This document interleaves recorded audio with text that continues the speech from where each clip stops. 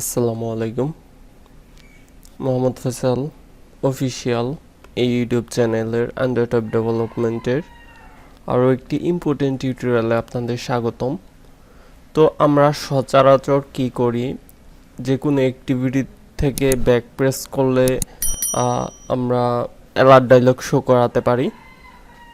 But আজকে টিউটোরিয়ালে আমরা দেখব যে কিভাবে আপনারা ফ্র্যাগমেন্ট হলে সেটা কিভাবে করবেন, মানে ফ্র্যাগমেন্টে ব্যাগে আসলে অ্যালার্ট ডায়লগ কীভাবে শো করাবেন।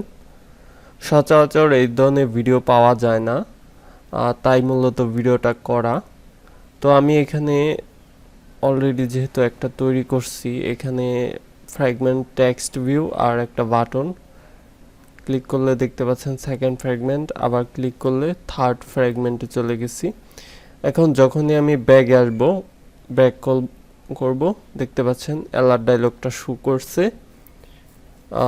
এই অ্যাপটা কি আমি এক্সিস্ট করতে চাচ্ছি কিনা সেটা বলতেছে। আমি যদি ওকে দেই তাহলে ফুললি এক্সিস্ট হয়ে যাচ্ছে। তো এটা আমি ফ্র্যাগমেন্টে করছি, আগে বললাম যে এখানে সবগুলো আমার ফ্র্যাগমেন্ট। আর যখনই আমি এটা ক্যান্সেল দিয়ে দিব তখন এই অ্যালার্ট ডায়লগটা ডিসমিস হয়ে যাবে। তো এটা ফ্র্যাগমেন্টের উপরে কিভাবে করবেন সেটাই এই ভিডিও জুড়ে আমরা দেখব। তো আশা করি কন্টিনিউ করবেন।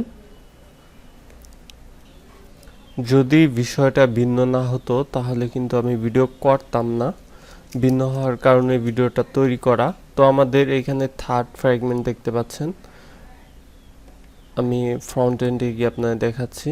এখানে দেখেন থার্ড ফ্র্যাগমেন্ট লেখা।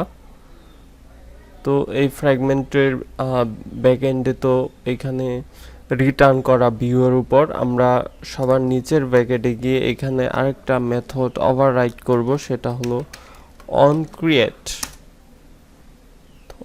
ক্রিয়েট ওভাররাইট করার পরে এইখানে আমরা দিতে পারি অন ব্যাক পেস্ট কলব্যাক।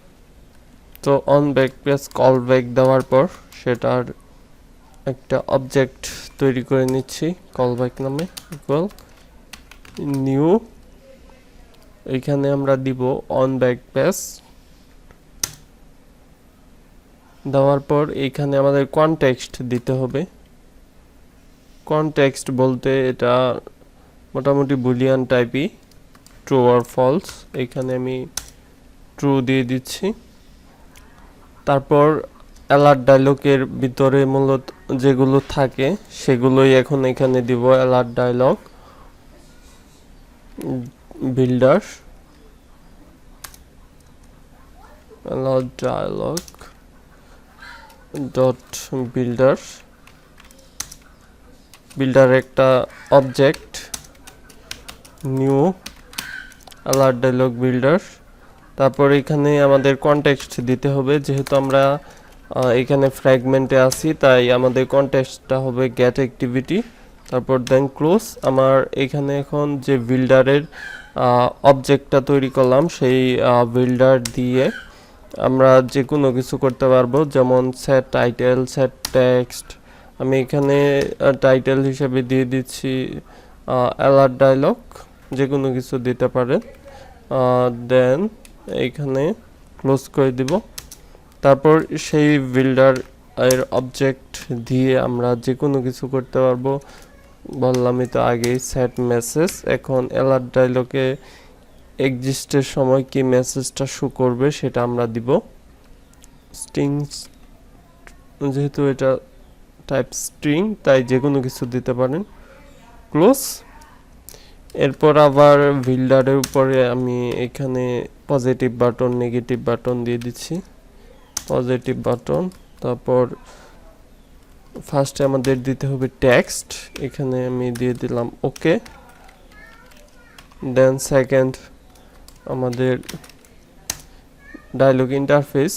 তো ডায়লগ ইন্টারফেসের এইখানে আমরা ক্লোজ করে যখন ইউজার ওকে দিয়ে দিব তখন যদি অ্যাপটা এক্সিস্ট করতে চান তাহলে গেট অ্যাক্টিভিটি ডট ফিনিশ দিয়ে দিবেন, অ্যাক্টিভিটি থেকে ফিনিশ হয়ে যাবে। আর এইখানে বিল্ডারের নেগেটিভ বাটন সেট করে দিতে পারেন, সেট নেগেটিভ বাটন সেম ভাবে আমাদের প্রথমে একটা টেক্সট, সেটা ক্যান্সেল বা যে কোনো কিছু হতে পারে, মানে অ্যালার্ট ডায়লগটা ক্যান্সেল করাতে চাইলে ক্যান্সেল বা যে কোনো টেক্সট, নিউ ডায়লগ ইন্টারফেস।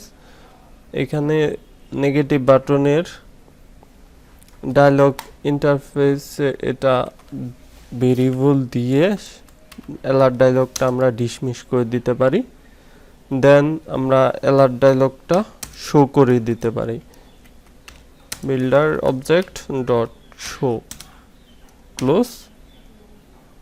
আর সব শেষে আমাদের আরেকটু কাজ করে নিতে হবে, সেটা এইখানে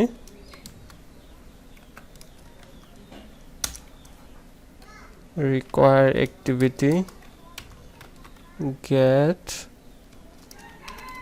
on back pressed